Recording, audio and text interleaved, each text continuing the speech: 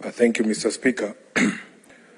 Mr. Speaker, I think by now, because you've presided over this House for over a year, you are aware of the character of most of us in this House.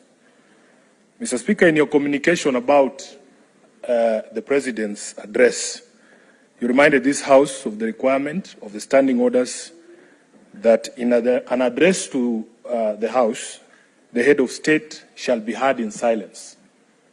Now, Mr. Speaker, knowing myself and knowing the President, Mr. Speaker, I chose not to attend the President's address to the National Assembly because I knew for a fact that at the first instance where I felt he was giving misleading information to the country, I would not be able to manage myself to keep quiet.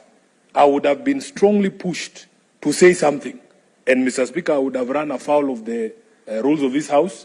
And although the Speaker of the Senate might be lenient because they know me, I was not very sure about the Speaker of the National Assembly, whether he would extend some of the courtesies that you have extended us in this House. Mr. Speaker, I suspected that if I went for that speech, I probably would be serving now an expulsion from the House for a minimum of 6 months.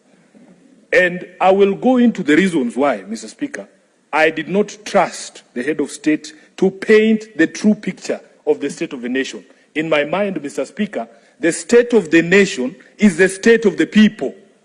Senator Mungatana has spoken very eloquently here about the state of the creditors of this country, that the creditors who gave us money during Eurobond are happy they are going to be receiving their payment. He should be asking himself, how many Kenyans are still able to service their own debts?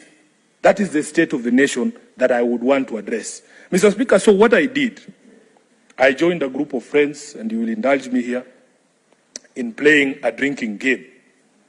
Mr. Speaker, the rules of the game are very simple. Every single time you thought that a statement that was untrue, or even partially untrue, from the head of state, you had to take a shot of whiskey.